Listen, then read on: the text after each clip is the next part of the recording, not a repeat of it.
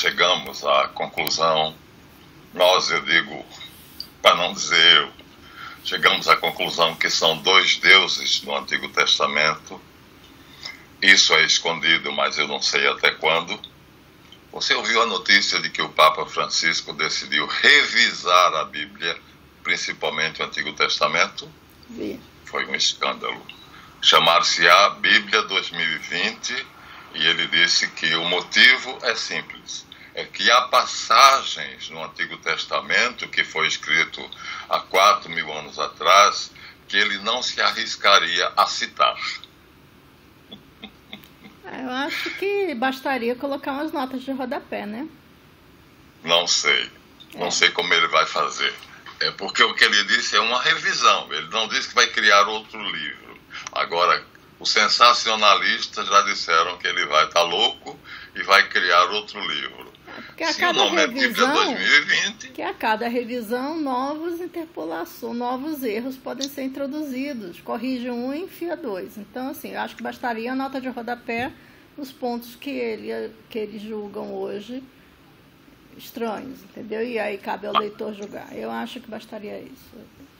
De qualquer maneira, nós temos aqui, quer dizer, não foi somente nós, então nós temos aqui o famoso livro de Jó, com dois eruditos americanos, David Rosenberg e Harold Bloom, dizendo que o livro de Jó, ou seja, as partes do Antigo Testamento que se referem a Javé, estão cheias de contradições. O livro todo é isso. Principalmente o inaceitável, que é em Gênesis 28, 13 ou 16, a escada de Jacó. Jacó dorme e sonha com a escada, e por essa escada sobem e descem os anjos, e um homem aparece no alto da escada e diz: eu sou Javé.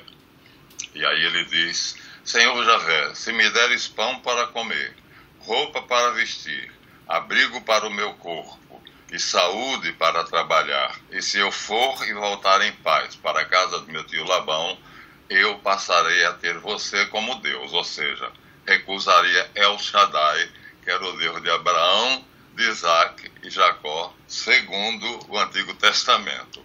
Uma passagem dessas, não sei se bastaria apenas fazer uma nota de rodapé, porque em Êxodo, escrito pelo mesmo Moisés, segundo a tradição, em Êxodo 6:3, no episódio da sarça ardente, o anjo se apresenta a Moisés, e Moisés pergunta: como é seu nome? E ele diz: eu sou o Deus de Abraão, o Deus de Isaac, o Deus de Jacó. Me apresentei a eles com esse nome, o Deus Altíssimo. Mas a você vou revelar meu verdadeiro nome. Meu nome é Javé, e com esse nome quero ser conhecido. Tu irás até o Egito e dirás aos anciãos: Javé me mandou até vós. Bom, de Moisés até Jacó, nós temos uns 700 e poucos anos, ou seja, Jacó é anterior a Moisés. Então, em 1350, uma divindade aparece numa sarça ardente em forma de um anjo a Moisés e diz que não se deu a conhecer como Javé nem aos patriarcas Abraão, Isaac e Jacó. Mas lá no livro de Jacó, Gênesis 28, 16 ou 13, está escrito que ali um homem diz para ele: eu sou Javé, ou uma coisa ou outra. Como é que eles vão decidir qual vai ficar? Não sei. Pois é, então qualquer um que eles tirarem é questionável. Bom, por isso que eu sou contra. Mas aí é aquela história, né? Não dá para eu citar essa passagem, não dá para eu defender isso aí, não, porque... dá para explicar essas contradições, ponto, entendeu? Mas aí teriam que... Não é o tema da aula de hoje esse, né? Não. A questão é dizer que... Então nós temos assim, um Deus bom, que é o Deus que os cabalistas chamam de El, ou Ain Sof Yaor, e um Deus que vai aparecer em Gênesis 2 e que, na verdade, nos foi mostrado por Meir, Melamed, Metzilah, e, aliás, Meir, Metzilah, Melamed, que aqui ele dá o texto original, e no texto original, então, aparece Javé. Os dois pesquisadores espanhóis que fizeram uma pesquisa mostram que o texto 2 do Gênesis, quer dizer, portanto, o Gênesis 2 sofreu, por exemplo, uma destruição. Tiraram o início do texto, porque aqui ele oferece o texto original do Gênesis 2, e essa parte aqui, que seria o início, o prólogo do Gênesis 2, não consta lá na Bíblia. Então, e ele coloca aqui todas as citações aqui no rodapé, de onde ele tirou da Bíblia. Aqueles que leram o Gênesis 2 quando estava completo, fizeram referências, e essas referências estão ali. Então, não tem como a gente aceitar que Jacó abandonou El Shaddai por Javé, porque os judeus entram no Egito adorando El Shaddai e saem adorando Javé. Então Javé é o Deus de Moisés. De qualquer forma, o Deus dos patriarcas é um Deus bom, é um Deus que ama a humanidade. Quer dizer, os patriarcas têm uma liberdade enorme, e na criação, no Gênesis 1, percebe-se que Deus fez o homem e a mulher em igualdade de dignidade e direitos, e fez para um futuro glorioso. Crescei, prolificai e sujeitai a terra, as aves do mar, as bestas da terra e os animais marinhos.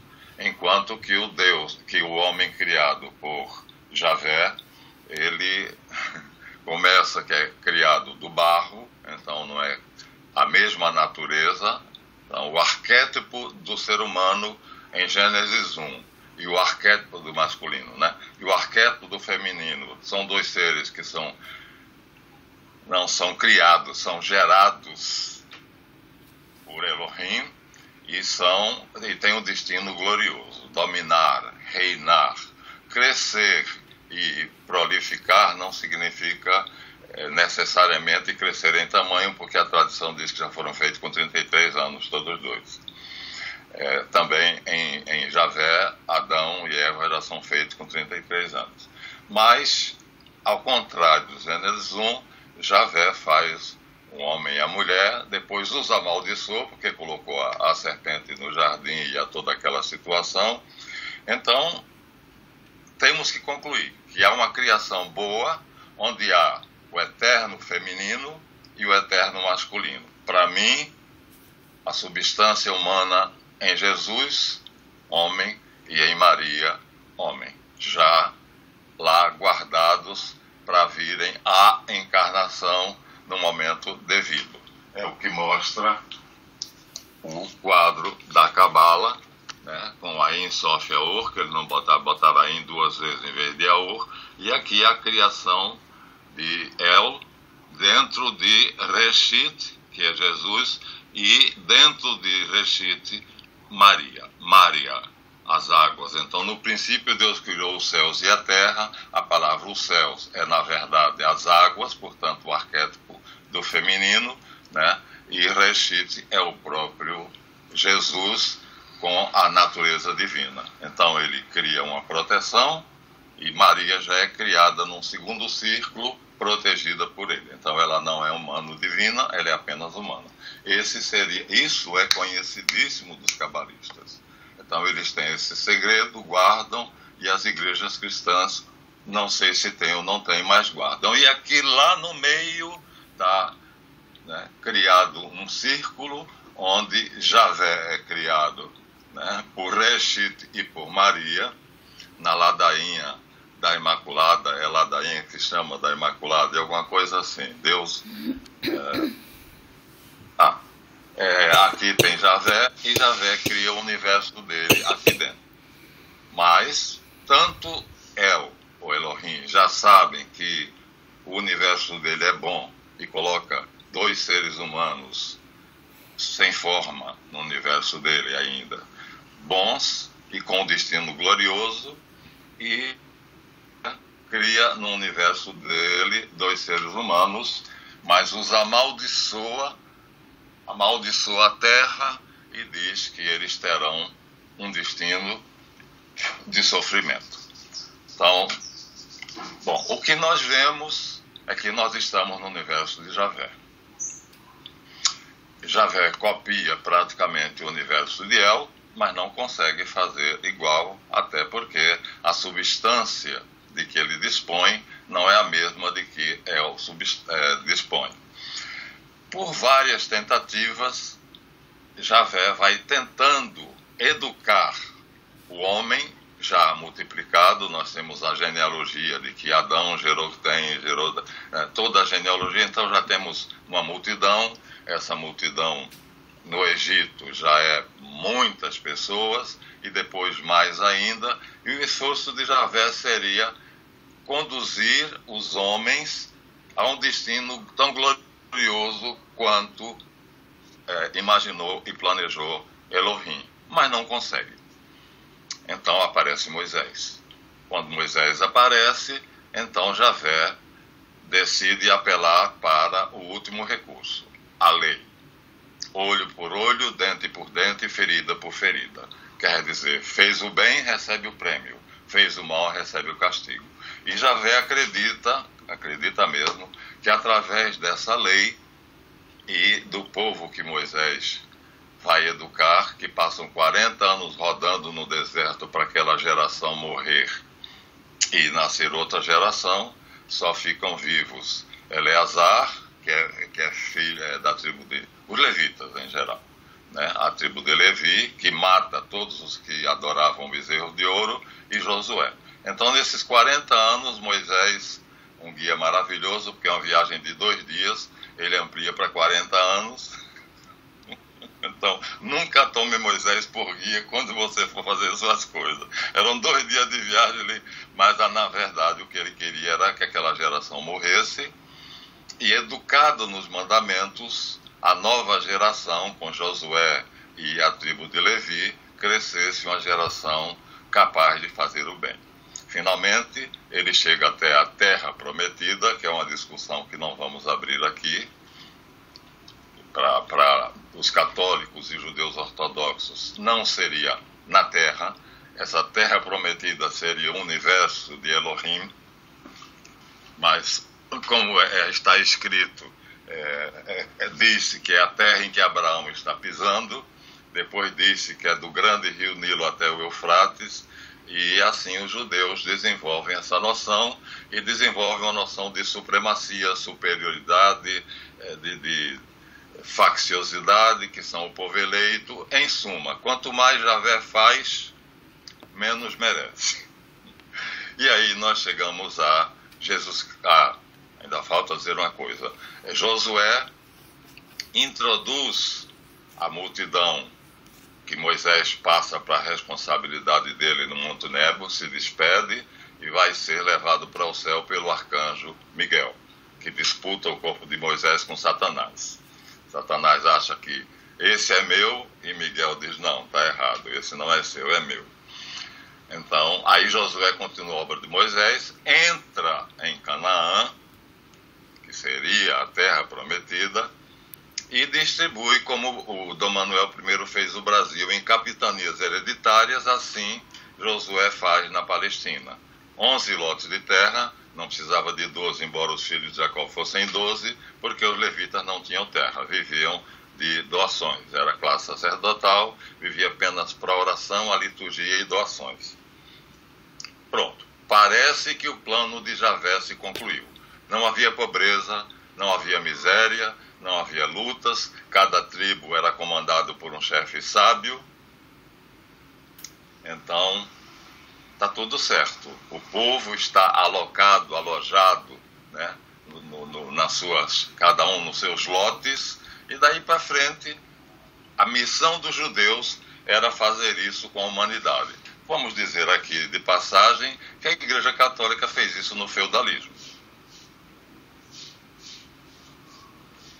Dom Manuel I fez isso nas capitanias hereditárias, né, no litoral do Brasil, e durante a Idade Média foi esse o sistema né, de feudal. Né? Um rei que tinha terras a mais não poder dividia com os seus súditos, que eram os nobres, e os súditos dividiam com os pobres e ninguém morria de fome porque todo mundo tinha. Então a ideia é um arquétipo que passa a ser utilizado. Inventado por Moisés e transmitido a Josué, Josué o aplica. Devendo continuar, por alguma razão não continua, porque quando Jesus chegar a uma multidão de miseráveis, então aquilo ali sofreu mudanças enormes, a ambição, a cobiça, a avareza, a maldade, em suma, dos mais poderosos, terminam tomando as terras dos pobres, e quando Jesus chega, encontra toda a obra de Javé, planejada por El, executada por Moisés e Josué, tudo aquilo desfeito. Uma completa bagunça. Então, aí ele decide que vai fazer a coisa diferente. Ao invés de dividir as terras e doar uma parte para cada ser, ele decide que vai dividir os homens em aqueles que vão aceitar o meu coração, vão procurar ter um coração semelhante ao meu. Então, a terra prometida passa a ser o coração. Aquele que conseguir atingir a bondade do coração de Jesus, do Sagrado Coração de Jesus ou do Imaculado Coração de Maria, chegou à terra prometida.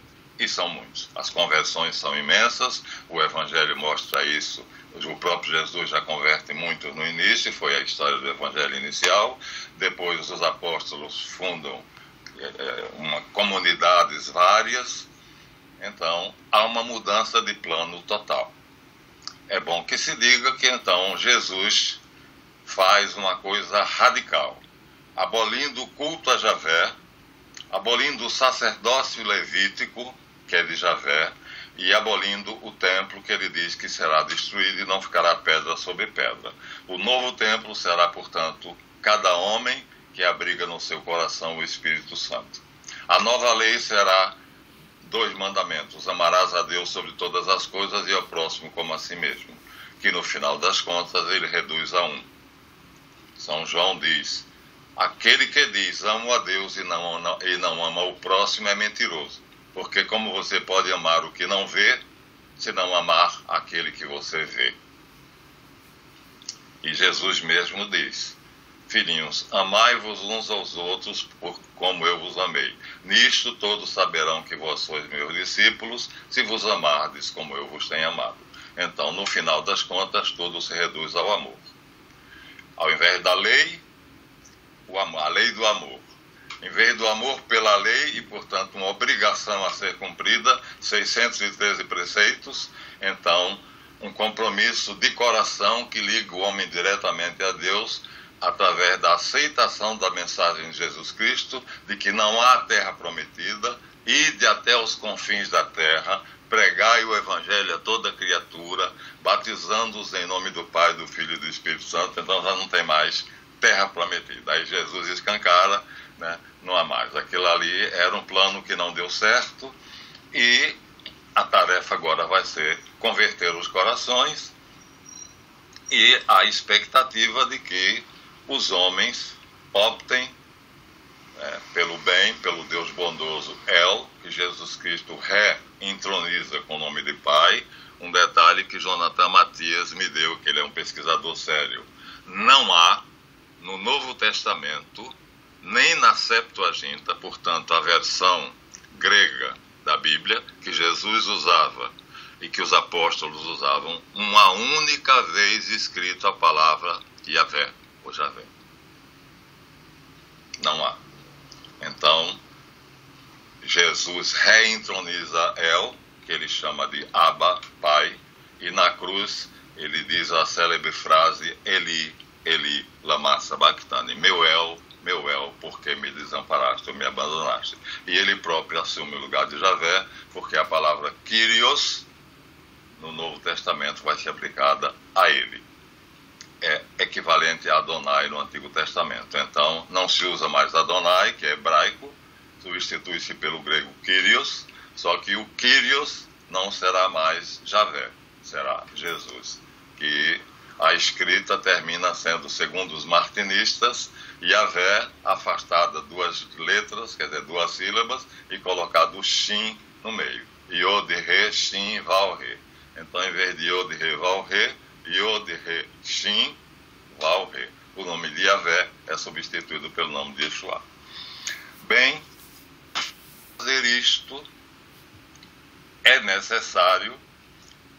Não é dito em lugar nenhum porque é necessário, mas um bispo de Anápolis, em Goiás, pregando um retiro em Aracaju sobre esse tema, pegando exatamente a passagem: quando o filho do homem, assim como Moisés levantou a serpente numa haste, assim o filho do homem será levantado. E quando o filho do homem for levantado na terra, atrairá a si todos os corações. Então, a crucificação é, na verdade, algo que a teologia criou, um ramo da teologia chamado taurologia, porque percebeu que a cerimônia da crucificação é algo sobrenatural. Quando Jesus é levantado da cruz, pregado na cruz e levantado da cruz, então ele abre uma brecha no espaço-tempo e então é visto por todos os homens, e a bondade do coração dele atinge por irradiação uma chama em todo o coração humano. Ou ele será odiado, ou ele será amado. Indiferente, ninguém. É um mistério, realmente eu custei a decodificar esse mistério. O bispo de Anápolis, Dom Pestana, foi sacerdote em Petrópolis quando eu era aluno na Faculdade Católica de Petrópolis. Ele era um dos professores, sacerdote. Então, seria necessário estudar taurologia precisamente para saber, então, por que, através de um processo crudelíssimo, de um martírio, precedido por um martírio que se diz claramente, os médicos, os cirurgiões que analisam o sudário diz: nunca um corpo humano foi tão maltratado. Nunca.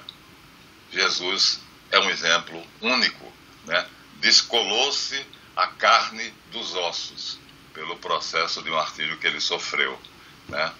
Chorou e suou sangue. Os médicos dizem é possível quando se chega a um estado extremo de estresse, né? Foi abandonado por Deus, porque quando o inquérito de Caifás pergunta a ele: tu és o Messias? Ele diz: por que perguntas a mim? Pergunta aos meus seguidores. Eu disse a todos, claramente e de dia. Aí Malco dá um soco no nariz dele e o sangue desce. E aí Caifás insiste, mas insiste obrigando-o a responder: eu te conjuro, em nome do Deus Altíssimo, o nome bendito, tu és o Messias? E ele diz: eia.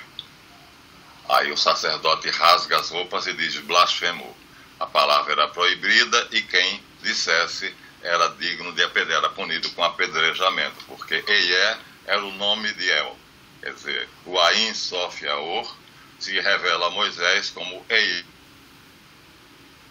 Então, Caifás pergunta a Jesus: você é o Messias? Ele diz: não sou o Messias, eu sou Deus, Pai Todo-Poderoso. E continua: e a partir de já, vocês pensam que estão me matando, mas, ao contrário, planejaram, me verão à direita do poder com glória. Quer dizer, começou um processo de glorificação dele que ninguém entende, porque que é isso? Ser glorificado é ser pregado numa cruz, martirizado daquele jeito, né? E ser abandonado por Deus. Ele perde a hipostase e morrer de fato, porque o verbo tinha que se afastar dele para ele sofrer e morrer, né? Então São João, quando diz: no princípio era o verbo estava com Deus, o verbo era Deus, e o verbo se fez carne e habitou entre nós, ele mantém um segredo que a igreja e os concílios vão definir como sendo a hipostase. Porque se fosse o verbo que se fizesse carne, se o corpo do homem Jesus fosse o verbo feito carne, não poderia morrer, não poderia sofrer. Então a igreja mais tarde vai esclarecer que João não revelou o segredo, mas deixou à igreja a revelação e a proclamação do dogma, da mesma substância do Pai e do Pai nascido antes dos séculos, consubstancial ao Pai, né, no credo. Por ele foram feitas todas as coisas e nada do que existe foi feito sem ele. Então, seria naquele momento incompreensível ele dizer para Caifás: eia, estava nas mãos dos inimigos, soldados por todos os lados. Os amigos dele, ele pregou a paz. Então não tinha ninguém ali para defendê-lo. O máximo que São Pedro tinha feito foi cortar a orelha de Malco. Mas a essa altura os apóstolos tinham caído fora, só São João estava lá, no Sinédrio.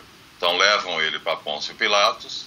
Pôncio Pilatos já desconfia que há alguma coisa errada ali, porque é um homem humilde, manso, e quando Pilatos faz perguntas a ele, a acusação não é de que ele é Deus, porque para Roma, deuses é o que mais havia, os sacerdotes eram deuses, Nero era Deus, os imperadores romanos todos eram Deus, o faraó do Egito era Deus, Ciro era um Deus, Kyrios, Senhor. Então, com essa acusação, não daria. Então, os chefes judeus chegam para Pilatos e dizem: ele se espalhou isso com um bando de aparentemente mendigos, mas junto tem os zelotes, porque ele tinha 2 discípulos zelotes, que eram da briga, que queriam botar Roma para fora da Palestina, e a qualquer momento haverá um levante. Estão esperando que nós o surpreendemos depois que ele saiu de dentro do cenáculo com os apóstolos. Mas se deixasse, a qualquer momento ele faria uma revolução contra Roma. Pilatos sabe que ele é descendente de Davi, pela linha de José e pela linha de Maria. Por uma das linhas, descendente de Adonias, que era o filho, o herdeiro legítimo do trono, o mais velho, porque os outros tinham morrido. Então Adonias não era o mais velho, mas era o único sobrevivente, mais velho. E pela linha de Maria, Salomão, que foi o herdeiro legal. Davi entronizou Salomão. Então, ele era rei. Pilatos sabe disso. Então, dentro do raciocínio de Pilatos, então Tibério tinha tudo para acreditar que a nobreza da época de Davi, empobrecida e reduzida àquele filho do carpinteiro, como ele era chamado, de repente decidiu retomar o trono e pregava uma revolução, porque ele não sabia o que Jesus pregava, embora a esposa dele tivesse dito a ele: não faça nada contra esse justo, porque eu tive um sonho que você o julgava e eu fiquei extremamente angustiada. Ela manda isso por escrito e interrompe o julgamento. É a única advogada de Jesus. Cláudia, o nome dela. Mas Pilatos lê o bilhete de Cláudia, vê a turba lá fora, sabe que os judeus têm do lado de Tibério médicos, adivinhos, cambistas, ou seja, um grupo de judeus extremamente influentes que tinham feito ele tirar as águias romanas que ele tinha colocado no átrio exterior do templo. Ele tinha colocado para agredir a religião judaica, e os judeus de cá mandaram dizer para os de lá, e os de lá disseram a Tibério: olha, você jurou respeitar as nossas crenças, nossos costumes e nossa cultura, mas o teu governador pegou um ídolo, a águia, e colocou no templo, no nosso templo. Aí Tibério manda Pilatos tirar aquilo. Olha a desmoralização. Então ele não tinha, na verdade, o poder que ele dizia que tinha. Mas não seria difícil os judeus que estavam lá em Roma, ao redor de Tibério, convencerem ele de que um descendente do rei Davi decidiu retomar o trono. Então iria matar Herodes, que era o rei nomeado por Tibério, sentar no trono, reunir soldados e toda a população de Jerusalém, que era, como é que nós chamamos quando se tem horror aos estrangeiros, xenófoba. Então, arregimentando todo mundo, ia ser uma catástrofe para o pequeno contingente de soldados que Roma mandava para a Palestina para controlar esse povo tão belicoso e tão ciumento da própria autonomia e independência. Então, a acusação é: ele está a regime uma multidão para se fazer rei. Pilatos o chama e diz: logo tu és rei. Ele diz Ani, ele não diz mais Eié. Já não está mais unido ao verbo. Então, durante o percurso do Sinédrio até o pretório, ele perde a ligação com o verbo. Então, durante aquele percurso, ele assume o pecado de todos os homens, de modo que a Caifás, quando Caifás perguntou quem és, ele disse: Eié, eu sou Deus. E quando Pilatos perguntou: sois rei? Ele disse: Ani, ego eimi, em grego. Mas meu reino não é deste mundo. Se meu reino fosse deste mundo, os meus soldados já estariam lutando lá fora para vencer os seus, que não são muitos, e me libertar. Meu reino não é deste mundo. Quem tu és? Aquele que nasceu e veio ao mundo para dar testemunho da verdade. Ou seja, que o Gênesis 1, por isso que eu comecei por ele, quer dizer, o arquétipo do eterno masculino e o arquétipo do eterno feminino existem, estão no universo criado por Elohim, esperando a hora de se manifestarem. Mas nós já viemos para provar que tudo que está lá existe. Maria veio e eu vim. Quer dizer, o arquétipo do feminino veio, se mantendo pura como estava lá, e o arquétipo do feminino, do masculino veio, com todos os poderes, reinai sobre ele. Provou isso, né? Que era rei da criação. Tudo que ele ordenava, a natureza obedecia. Curou cegos, surdos, paralíticos, ressuscitou mortos. Então mostrou que o que estava lá, aquele homem que estava lá, criado por Elohim, e aquela mulher que estava lá, teriam um destino glorioso, e que isto aconteceria. Ele veio para dar testemunho disto. Então, como você está se submetendo a isso passivamente e não se defende? Ele calou de novo. Não respondeu mais nada. Quer dizer, ele queria ir para a cruz, na verdade, porque só na cruz aconteceria o milagre. Então, ele cala. Ele ensaia uma defesa, né? Mas ele diz: nasci e vim ao mundo para dar testemunho da verdade, porque Pilatos conhecia o Filon de Alexandria e outros tinham divulgado o Antigo Testamento judeu em hebraico, e Pilatos e os homens cultos que liam o hebraico viram lá o Gênesis 1 criado por Elohim, e viram lá que era um mundo maravilhoso, com um casal abençoado por Deus, e Deus os abençoou e disse: crescei, prolificai e povoai a terra, e sede reis do céu, reis da terra e reis do mar, né?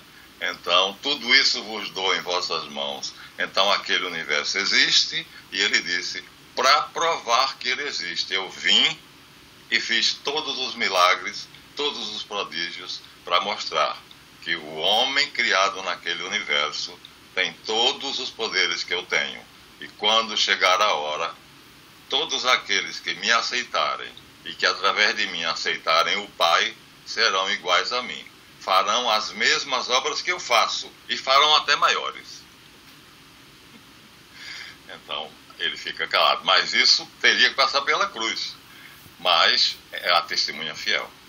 Então, para que aconteça, para que cada homem se transforme nele, ele tem que ser levantado da terra. Não tem outra solução.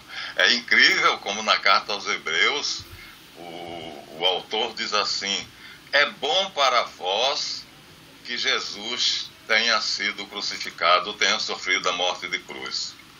E Jesus, quando diz que vai para Jerusalém para sofrer a paixão e morte, Pedro diz: não, Senhor, isso não acontecerá contigo. Ele diz: afasta-te, Satanás, porque tu és obstáculo à minha obra.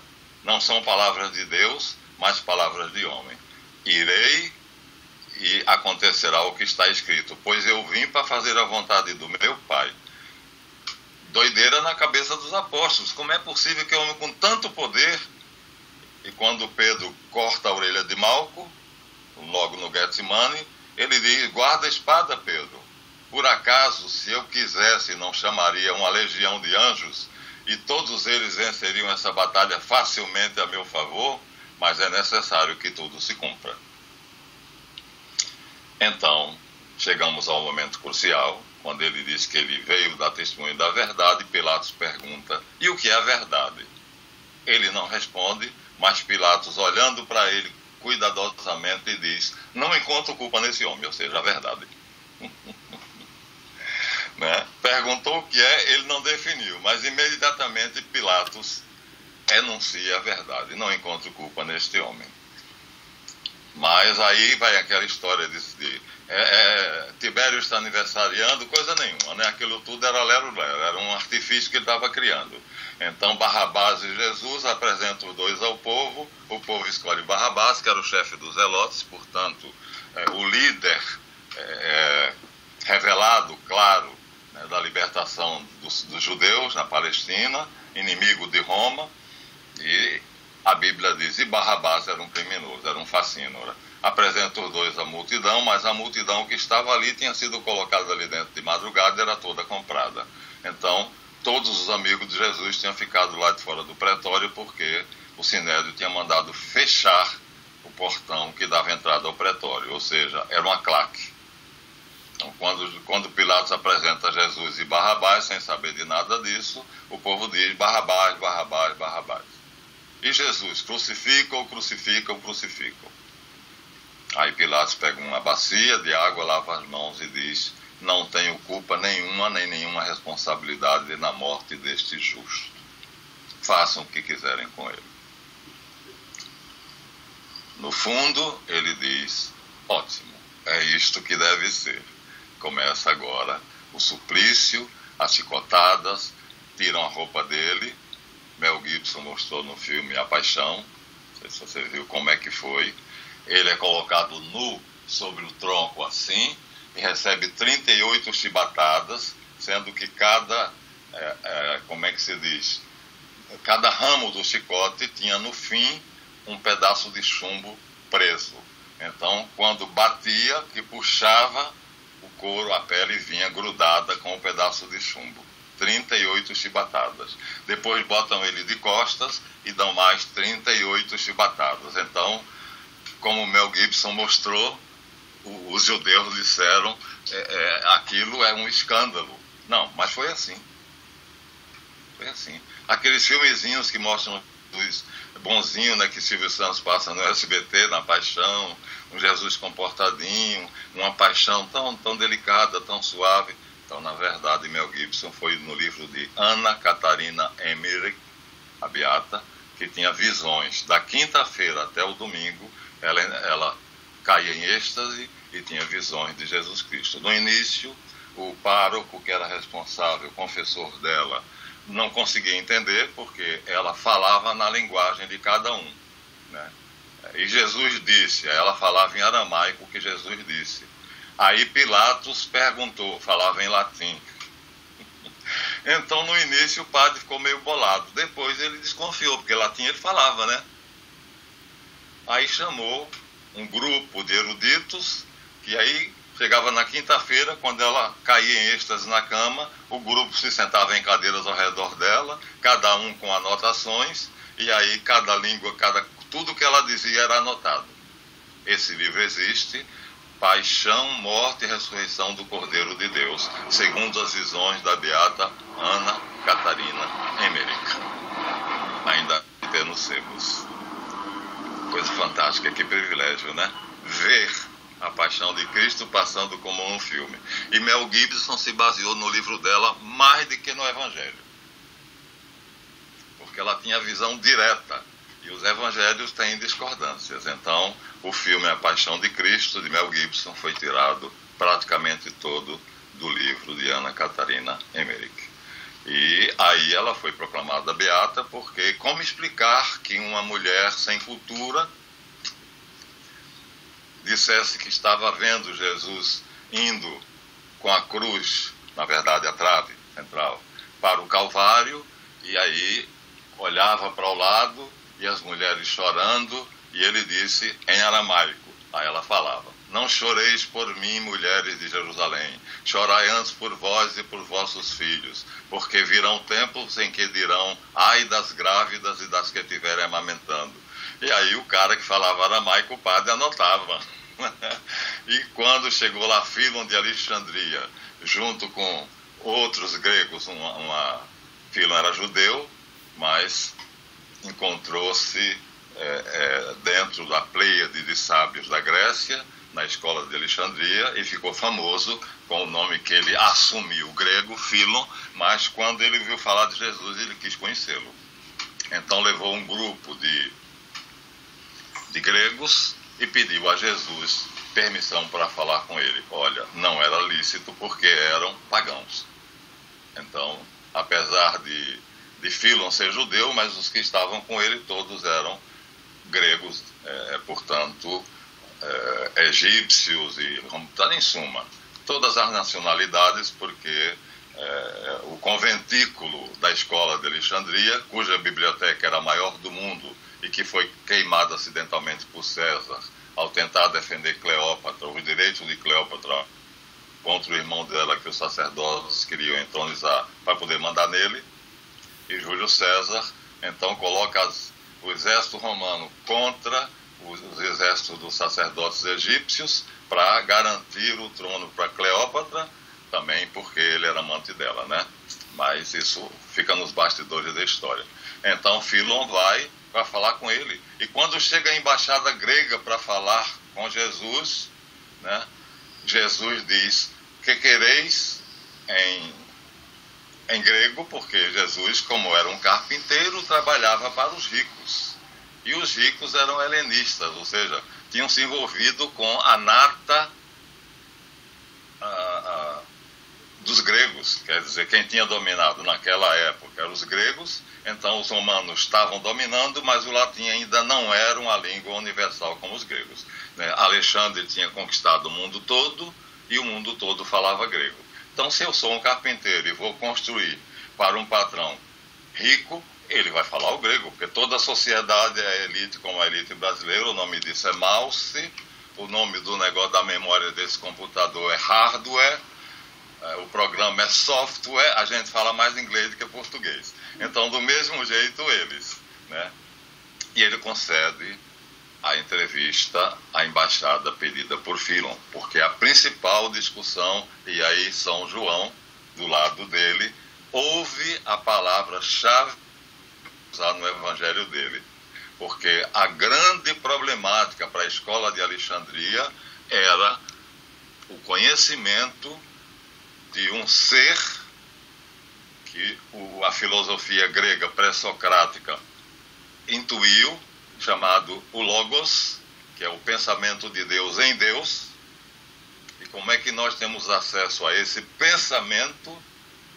E João vai pegar essa palavra, e essa palavra vai ser o conceito fundamental do Evangelho de João. No princípio era o Logos, e o Logos estava com Deus, e o Logos era Deus. Quer dizer, na cultura judaica essa palavra não existia, mas em Alexandria tudo que os filósofos queriam era saber quem era, que o Logos se tornaria. Ou seja, toda religião antiga se sintetizava num dogma: Deus se tornar homem para divinizar o homem. Elífas diz, era o dogma único. Toda religião acreditava que Deus se tornava homem. Por isso o antropomorfismo, né? Por isso os deuses eram todos representados em forma humana. Dioniso, o lá do Egito, como é que chama lá, o esposo de Ísis, e vai por aí. Então, o dogma universal de toda religião, de toda escola de mistérios era: Deus descerá e se fará homem. Não ele todo em si, mas no Logos, na sua sabedoria, para que o homem se torne Deus. E então eles vão ver se em Jesus, cujos milagres e prodígios eles tinham ouvido, se ele é a encarnação do Logos. Chegam à conclusão que sim, e Filo volta para Alexandria para dizer: encontramos o Logos. Então já começam a pregar e a dizer que o milagre aconteceu, que o Logos se fez carne e está entre os homens da humanidade. Então a verdade agora já pode ser encontrada, porque a sabedoria de Deus se fez carne e se revelou. E se revelou a 12 homens e a centenas ou milhares de discípulos.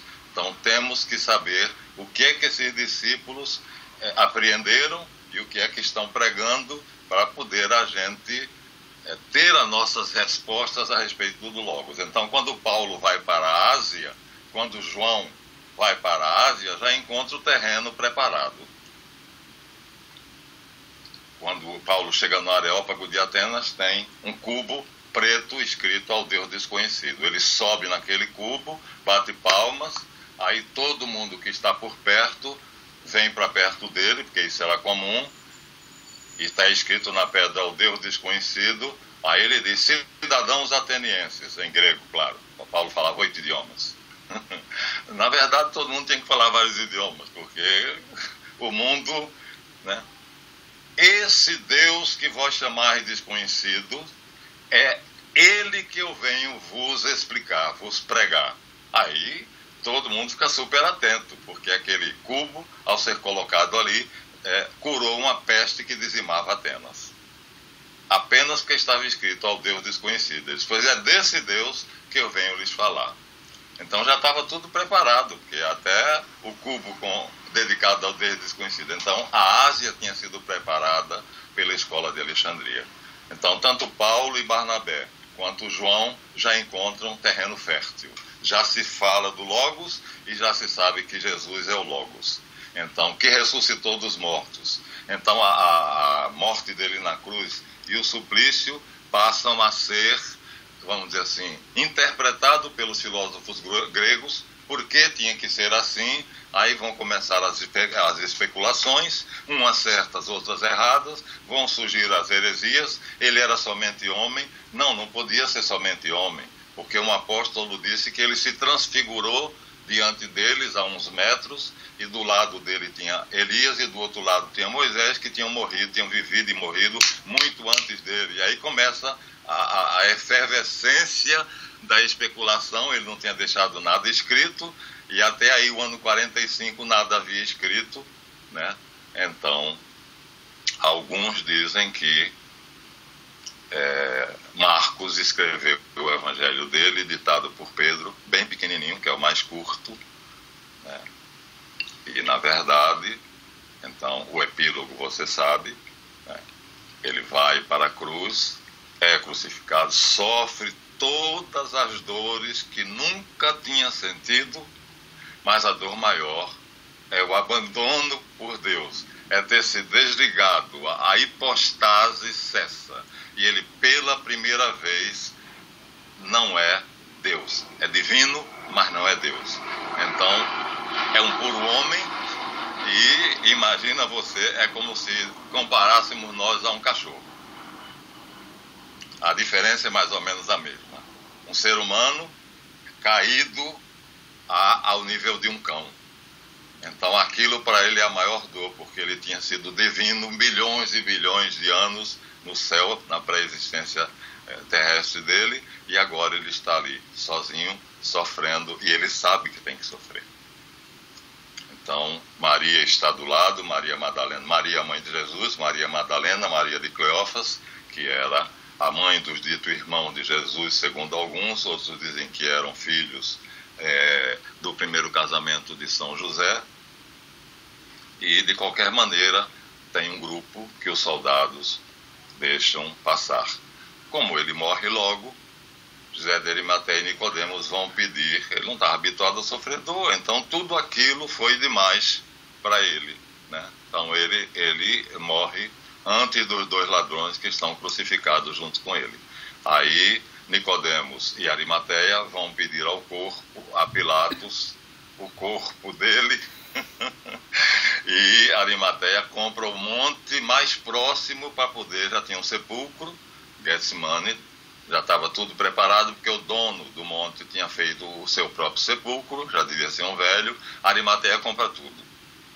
E ali, dali da cruz para o sepulcro é rápido. Então descem ele da cruz, quer dizer, para ter certeza que ele estava morto, quando dizem que ele vai ser descido da cruz, porque Pilatos ordenou que eles, acreditando em Arimateia e Nicodemos, que tinham influência e boas relações com Pilatos, aí Longino diz assim, mas eu que sou o responsável, não posso me arriscar. Aí pega uma lança longa e coloca por debaixo da costela de Jesus e enfia a lança. Ela penetra na pleura, sai água.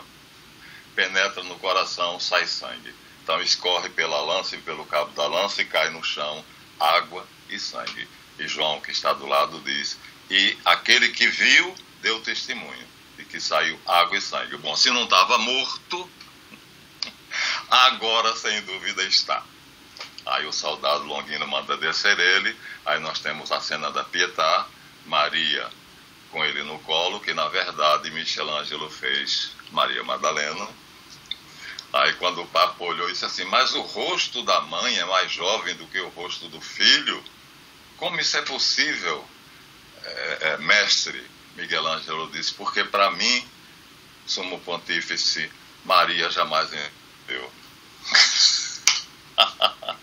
Ele participava de uma conspiração que sustentava que Jesus era esposo de Maria Madalena. De qualquer forma, colocado ali e limpado o excesso de sangue, porque o cadáver nem podia ficar sem sangue nenhum, nem podia ficar com muito sangue. Então, tiram um excesso de sangue, levam-no até o túmulo, enrolam com o sudário, que é aquela toalha que pega ele, né, dos pés para a cabeça e da cabeça para os pés, botam antes um pano no rosto dobrado, e é esse pano dobrado que João e Pedro, quando chegam no túmulo, veem dobrado ali, e João acreditou, porque como é que aquele pano dobrado estava ali? E o sudário está amarrado no pescoço e nos tornozelos, quer dizer, ninguém desamarrou.